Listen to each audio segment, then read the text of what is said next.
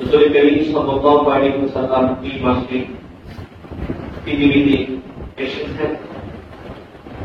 এজন্য আমাদের অনেক মুসলমান ভাইরা এই মাসটিকে খুব গুরুত্বপূর্ণ মাস বলে মনে করে থাকেন। এই মাসকে বিশেষত 12 রবিউল আউয়ালে রাসূল করিম সাল্লাল্লাহু আলাইহি ওয়াসাল্লামের মিলাদ উপলক্ষে আমাদের দেশে বিশেষ করে মিলাদুন নবী উদযাপন হয়ে থাকে। আবার অনেক বিদ্রোহে জুলুসে ঈদে মিলাদুন নবীও পালন হয়ে থাকে। একটা কথা বলে রাখতে হবে, ইমানদার মুসলমানের সব কর্ম সব কাজ কোরআন ও সুন্নাহ দ্বারা সমর্থিত হতে হবে। যদি কোরআন ও সুন্নাহ দ্বারা সমর্থিত না হয়, এই কাজ কখনো মুসলমানের হতে পারে না। মুসলমানের হতে হলে অবশ্যই কোরআন ও সুন্নাহর সমর্থন লাগবে কি লাগবে না? কাজে আজকে আমরা জানব যে মিলাদুন নবী কবে থেকে শুরু হল, মিলাদুন নবী কে আবিষ্কার করল, মিলাদুন নবীর পক্ষে যিনি দলিল উপস্থাপন করেছেন তার ব্যাপারে মুহাদ্দিসিনে কেরাম কি বলেছেন। সর্বোপরি মিলাদুন নবী সাল্লাল্লাহু আলাইহি ওয়াসাল্লাম উদযাপন করা যাবে কি যাবে না, এই ব্যাপারে কোরআন ও সুন্নাহর আলোকে আমরা আলোচনা শুনব। আল্লাহ তাআলা আমাদের সকলকে আলোচনা শোনার বোঝা এবং সেই মোতাবেক আমল করবার তৌফিক এনায়েত করুন সকলে বলে আমিন। নবী আলাইহিস সালাতু ওয়াস সালামের জন্ম তারিখ নিয়ে মোতাবেক করে কেউ কেউ বলেন রাসূল করিম সাল্লাল্লাহু আলাইহি ওয়াসাল্লামের জন্ম হয়েছে 8ই রবিউল আউয়াল। কেউ কেউ বলেন রাসূল করিম সাল্লাল্লাহু আলাইহি ওয়াসাল্লামের জন্ম হয়েছে 12ই রবিউল আউয়াল। কেউ কেউ বলেন রাসূল করিম সাল্লাল্লাহু আলাইহি ওয়াসাল্লামের জন্ম হয়েছে 18ই রবিউল আউয়াল। তাহলে রাসূল করিম সাল্লাল্লাহু আলাইহি ওয়াসাল্লাম কোন দিন দুনিয়াতে এসেছেন এই তারিখ নিয়ে মোতাবেক আছে না নেই?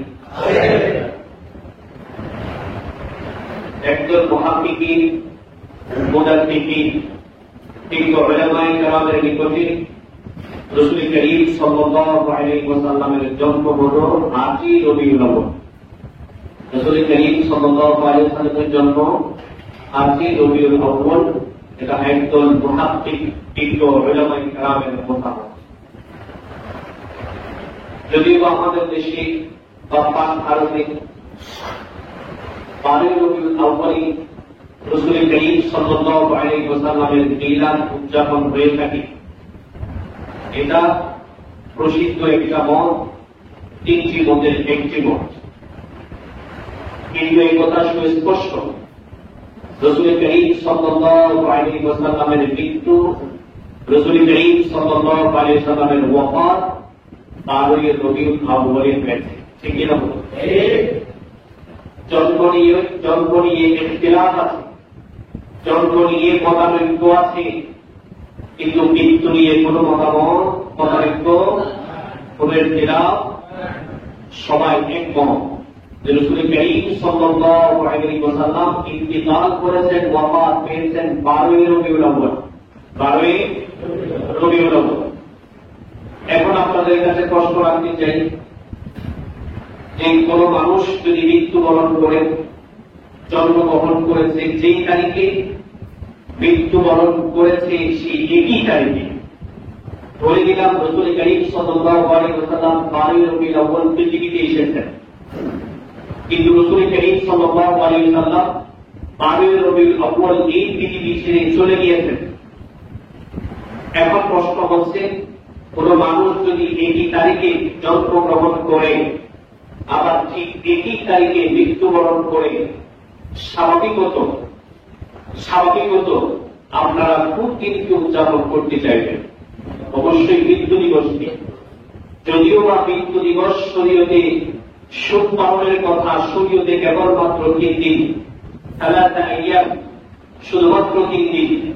তারপরও ধরে নিলাম প্রথা হিসেবে, চালু প্রথা হিসেবে মৃত্যু দিবস অনেকে পালন করে থাকেন, মৃত্যুবার্ষিকী পালন করে থাকেন। সেই হিসেবে মানুষ একই তারিখে জন্মগ্রহণ করলে আবার ঠিক সেই তারিখে যদি মৃত্যুবরণ করে, মানুষ কি জন্ম দিবস পালন করবে নাকি মৃত্যু দিবস পালন করবে? কথা বলতে হবে, কি দিবস? মৃত্যু দিবস পালন করবে। ঠিক কিনা করবে নাকি হ্যাপি বার্থডে পালন করবে? নবী 12 তারিখে জন্মগ্রহণ করেছেন, 12 তারিখেই ওয়াফাত পেয়েছেন। একই তারিখে জন্ম, একই তারিখে ওয়াফাত। কাজে এখন বা যুক্তির চাহিদা হচ্ছে রাসূল করিম সাল্লাল্লাহু আলাইহি ওয়াসাল্লামের মিলাদুন নবী উদযাপন না করে ওয়াফাত দিবস উদযাপন করা। ঠিক কিনা? কিন্তু আমরা তার উল্টাটা করি। তার কি করি? উল্টাটা করি। আমরা 12 রবিউল আউয়াল আমরা কি করি? মিলাদুন নবী পালন করি, নবীর জন্মদিন আমরা পালন করি। কিন্তু সেদিনই রাসূল করিম সাল্লাল্লাহু আলাইহি ওয়াসাল্লামের মৃত্যু হয়েছে, যে মৃত্যুদিন আমরা পালন করি না। যদিও বা জন্মদিন, মৃত্যুদিন এসব ইসলামে কোনো কি নেই, স্থান নাই। এরপরও পালন করে সেই হিসাবে বললাম, পালন করলে তো করার দরকার ছিল মৃত্যু দিবস, কি দিবস না, জন্ম দিবস না। কথাকে আমি বুঝতে পারতেছি? তার মানে আপনি এখন 12 রবিউল আউয়ালে কি করছেন? আপনি খুশি উদযাপন করছেন, অথচ একই তারিখে রাসূল করিম সাল্লাল্লাহু আলাইহি ওয়াসাল্লামের মৃত্যু হয়েছে। আপনি কেমন আশিক হলেন? রাসূল করিম সাল্লাল্লাহু আলাইহি ওয়াসাল্লামের মৃত্যুতে আপনার বুক কাঁপে না? আপনি রাসূল করিম সাল্লাল্লাহু আলাইহি ওয়াসাল্লামের ওয়াফাতে বিয়োগ ব্যথায় আপনি ব্যথিত নন, বরং সেদিন আপনি সিন্নি, মিষ্টি, জিলাপি, তারপরে দেখ পালানো, মহিষ জবাই করা, গরু জবাই করা থেকে শুরু করে 12 রবিউল আউয়াল সব কিছুই করেন। সেদিন আপনি খুশি উদযাপন করেন এবং নাম দিয়েছেন ঈদে মিলাদুন নবী। ঈদ মানে কি? খুশি, আনন্দ। ঈদ মানে আনন্দ। সেদিন নাম দিয়েছেন আপনি ঈদে মিলাদুন নবী, অথচ সেই দিনে রাসূল বিয়োগ হয়েছেন। তাহলে আপনি কোন কাতারের আশিক আমার ঠিক বুঝে আসলো না। অথচ সাহাবায়ে কেরাম রিদওয়ানুল্লাহি আলাইহিম আজমাইন, রাসূল করিম সাল্লাল্লাহু আলাইহি ওয়াসাল্লামের ওয়াফাত তো দূরের কথা, রাসূল করিম সাল্লাল্লাহু আলাইহি ওয়াসাল্লামের ওয়াফাতের সামান্যতম ইঙ্গিত পেলেই সাহাবায়ে কেরাম ফুটে ফুটে কাঁদতে থাকতো। সাহাবায়ে কেরাম কাঁদতে কাঁদতে এরকম কোন ভাষায় দিত, সেই সাহাবায়ে কেরামের সুন্নাহকে আমরা ভুলে গিয়েছি। যে সাহাবায়ে কেরাম রাসূল করিম সাল্লাল্লাহু আলাইহি ওয়াসাল্লাম তাদের নিজের জানের চেয়ে বেশি মহব্বত করেছিলেন, সেই সাহাবায়ে কেরাম তো রাসূল করিম সাল্লাল্লাহু আলাইহি ওয়াসাল্লামের মৃত্যুর সামান্য ইঙ্গিত পেলে কি করতেন? কান্নায় ভেঙে পড়তেন। সুবহানাল্লাহ। আর আপনি কি করছেন? মৃত্যু জানা সত্ত্বেও 12 তারিখে জানেন আপনি এই তারিখে ওয়াফাত পেয়েছেন। আর যদি বলেন না রাসূল করিম সাল্লাল্লাহু আলাইহি ওয়াসাল্লাম মৃত্যুবরণ করেন নাই, যদি এই কথা বলেন, তাহলে আমাকে বলতে হবে রাসূল করিম সাল্লাল্লাহু আলাইহি ওয়াসাল্লাম যদি মৃত্যুবরণ না করে থাকেন, তাহলে তিনি এই পৃথিবীতে কি ঘোরাফেরা করেন নাকি করেন না? যদি বলেন ঘোরাফেরা করেন, তো ঘোরাফেরা করলে মিলাদ মাহফিলে আসলে তাহলে বুঝে নিতে হবে যে মিলাদ মাহফিলে রাসূল করিম সাল্লাল্লাহু আলাইহি ওয়াসাল্লাম আসলেন, এখানকার সবাই সাহাবী হয়ে গেল। এখানকার সবাই কি হয়ে গেল? সাহাবী হয়ে গেল। কেউ আর সাধারণ মুসলমান নয়। কথা কি বুঝতে পারতেছি? তাহলে বলেন যে মিলাদ মাহফিল রাসূল করিম সাল্লাল্লাহু আলাইহি ওয়াসাল্লাম এসেছে, এখানে যত ইমানদার মুসলমান আছে সমস্ত ইমানদার মুসলমান সাহাবী হয়ে গেল। তাদের কাছে যদি জিজ্ঞাসা করা হয়, আপনারা কি লিখে দিতে পারবেন যে মিলাদ মাহফিলে হুজুর এসেছেন এবং যে মিলাদে যারা শরীক হয়েছে তারা সবাই সাহাবী হয়ে গেছে? তারা বলবে না, তারা সাহাবী হয়নি। তো রাসূল আসলে, রাসূল যদি নিজে দেখে অথবা রাসূলকে কেউ ঈমানের উপর কোন মানুষ যদি দেখে, কি হয়ে যাবে? সাহাবী হয়ে যাবে। মানুষে দেখা শর্ত না, মানুষে ইমানদার মুসলমান রাসূলকে দেখা শর্ত না, রাসূল সাল্লাল্লাহু আলাইহি ওয়াসাল্লাম দেখা শর্ত, ঠিক কি না? কথা বুঝতে পারতেছি? তাহলে এই পৃথিবীতে আর কোন মানুষ কি থাকবে না, সাধারণ মুসলমান থাকবে না, কিয়ামত পর্যন্ত সমস্ত মানুষ সাহাবী।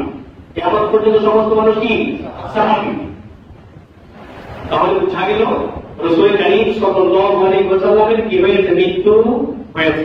তাহলে বুঝতে পারতেছি আমি, রাসূল কারীম সাল্লাল্লাহু আলাইহি ওয়াসাল্লামের কি হয়েছে, মৃত্যু হয়েছে। আল্লাহ নবী সাল্লাল্লাহু আলাইহি ওয়াসাল্লাম তো স্পষ্ট ভাষায় বলেছেন, আমি তোমাদের মাঝে চিরকাল থাকবো না, ফাইন্নী মাবউদ, আমি আল্লাহর কাছে চলে যাব, এই পৃথিবীতে আমি আর থাকবো না। তোমাদের সাথে আমার দেখা হবে হাউজে কাউসারের, সে হাউজে কাউসারের পানি, যেখান থেকে আমার হাতে তোমরা পানি পান করবে, সেই ফুলসিরাতের পানি, যেখানে আমার সুপারিশে তোমরা ফুলসিরাত পার হবে। এই পৃথিবীতে তোমাদের সাথে আমার আর কোনো কি হবে না, দেখা হবে না। সাহাবায়ে কেরাম রিদওয়ানুল্লাহি আলাইহিম আজমাইন সবাই আশ্চর্যান্বিত হয়ে গেলেন যে নবী কি মারা গিয়েছেন, নবী কি মৃত্যুবরণ করেছেন। কোন সাহাবী বিশ্বাস করতে পারছিলেন না। হযরত ওমর রাদিয়াল্লাহু তাআলা কুশমুক্ত তরবারি নিয়ে মদিনার গলিতে গলিতে ঘুরছেন, এখন বলছেন যে ব্যক্তি এই কথা বলবে যে মুহাম্মাদুর রাসূলুল্লাহ সাল্লাল্লাহু আলাইহি ওয়াসাল্লাম, তার গর্দান আমি উড়াইয়া দেব। যেই এই কথা বলবে যে রাসূলুল্লাহ সাল্লাল্লাহু আলাইহি ওয়াসাল্লাম মৃত্যুবরণ করেছে, আমি তার গর্দান উড়াইয়া দেব। তাৎক্ষণিক হযরত আবু বকর সিদ্দিক রাদিয়াল্লাহু তাআলা দাঁড়িয়ে একটি খুতবা দিলেন, রাসূল কারীম সাল্লাল্লাহু আলাইহি ওয়াসাল্লামের ব্যাপারে আবু বকর সিদ্দিক রাদিয়াল্লাহু তাআলা বললেন, ওয়া মুহাম্মাদুন ইল্লা রাসূল قد خلت من قبله الرسل, মুহাম্মদ সাল্লাল্লাহু আলাইহি ওয়াসাল্লাম আল্লাহ তাআলার একজন প্রেরিত রাসূল ছাড়া তিনি আর কেউ নন। তার পূর্ব অনেক রাসূল অতিবাহিত হয়ে গিয়েছে, তারা যখন এই পৃথিবীতে আর নাই, মুহাম্মদুর রাসূলুল্লাহ সাল্লাল্লাহু আলাইহি ওয়াসাল্লাম এই পৃথিবীতে আর নাই, তিনি আমার বর্ষতে চলে গিয়েছেন, আল্লাহ তাআলার জিম্মায় চলে গিয়েছেন। সুবহানাল্লাহ। তাহলে বুঝা গেল রাসূল কারীম সাল্লাল্লাহু আলাইহি ওয়াসাল্লাম মৃত্যুবরণ করেছেন। কথা কি বুঝতে পারতেছি আমি? এখন রাসূল কারীম সাল্লাল্লাহু আলাইহি ওয়াসাল্লাম যে মৃত্যুবরণ করলেন, আমার বয়স হচ্ছে একই তারিখে মৃত্যু, একই তারিখে জন্ম। সেই একই তারিখে মৃত্যু, একই তারিখে জন্ম, আপনি গরু জবাই করে আনন্দ মিছিল করে ঈদ শব্দ লাগিয়ে ঈদে মিলাদুন্নবী খুশির দিন উদযাপন করেন, তাহলে বোঝা গেল আপনি প্রকৃতপক্ষে রাসূল কারীম সাল্লাল্লাহু আলাইহি ওয়াসাল্লামের আশিক হতে পারেন না, ঠিক কি না?